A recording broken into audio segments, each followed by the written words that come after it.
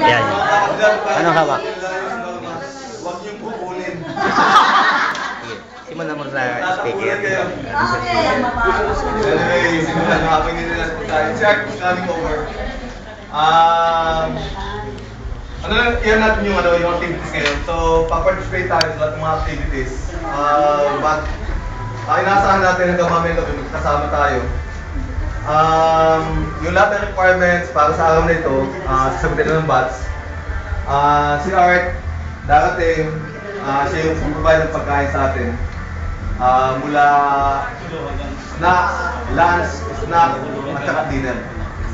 So, muna tayong umuwi kasi meron tayong provision. Now, siguro samantalahin ko yung pagkakataong ito. Pasalamatan, siguro tayo lahat for coming over.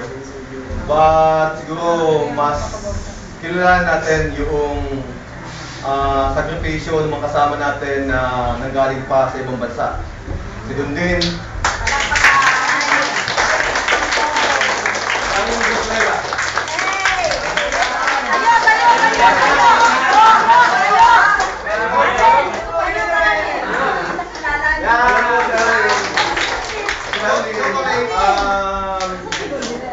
Umalis sa atin second year tayo.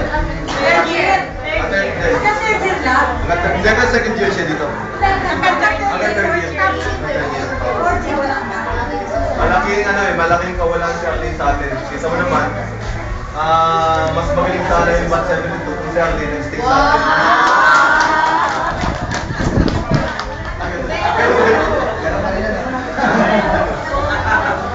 Anyway, but that goes to everyone. Hindi lang kay Dundin, hindi lang kay Arlene, but to everyone. Especially dun sa mga one way or the other, no matter how little they are, tumulong para maging successful itong Hi, it's Brad. mapansin natin yung logo dun sa likod ng t-shirts natin, Mercedes. Nakakuha tayo ng mga komento dyan. Sabi natin is, sino ba magsasabi na the best tayo kung hindi tayo? So, pati din.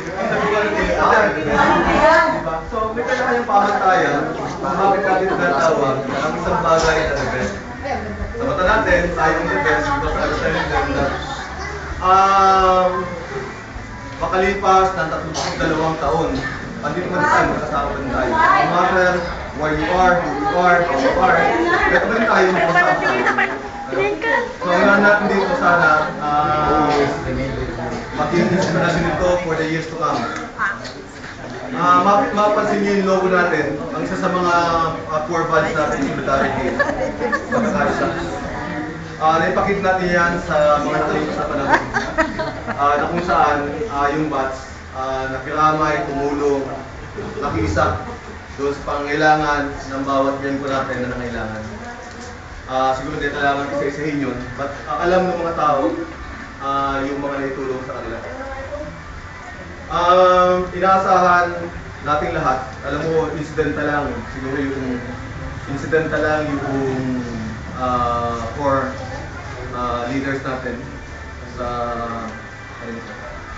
at the end of the game, at the end of the day, it's all us, it's we. Sabi nga nung marami, di ba? Ang success cannot be called a success. It cannot be spelled success without you. Success is S-U-C-C-E-S-S. And the more important word is you, or letter is you. Anyway, meron tayong activity mamaya. Meron yata cheer dancing. Lahat tayo sasali. So, yung hindi kasama sa cheering squad, doon tayo sa boosters. Ang boosters yung mga yung kakanta sa gilid. Ang success ng cheer squad nasa mga boosters na katulad natin.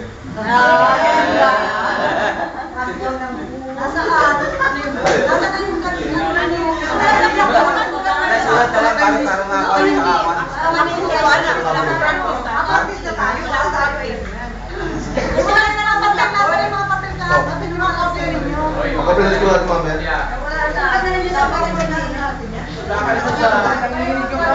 Pwede ba ano, may simulat? Tapusin na, tapusin na.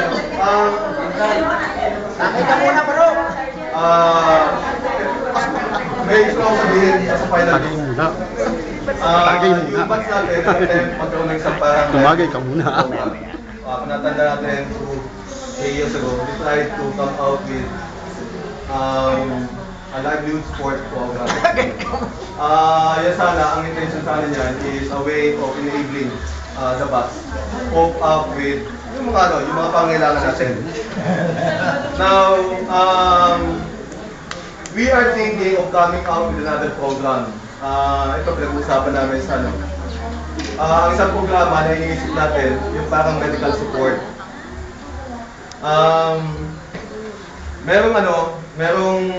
Merong programa ang PhilHealth. Ang tawag nila dyan parang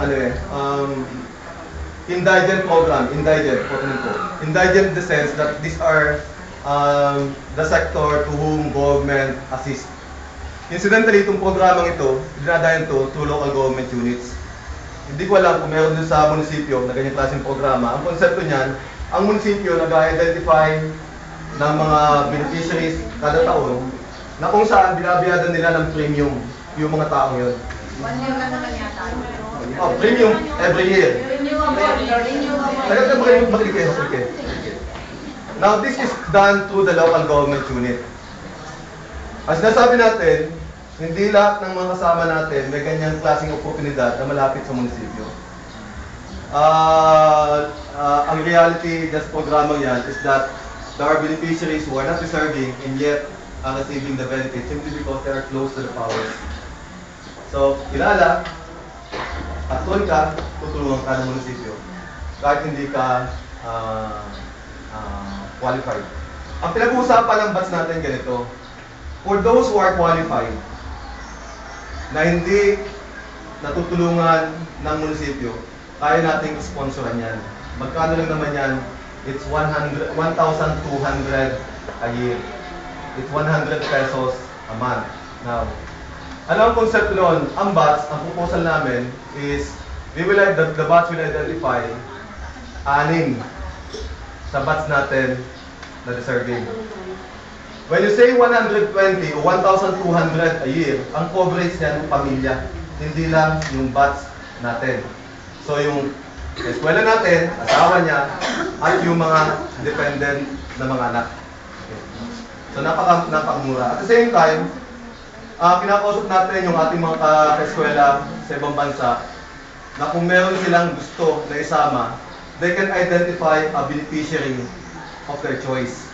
Not necessarily whether that beneficiary is indigent or not. By the way, ang indigent, ang definition niyan, by law, ito yung mga, ang income niyan a year is less than 100,000 pesos a year. Don't family. Now, ito ang konsepto nun, Kinausap namin ang PhilHealth. Ang PhilHealth is, pumapayag yung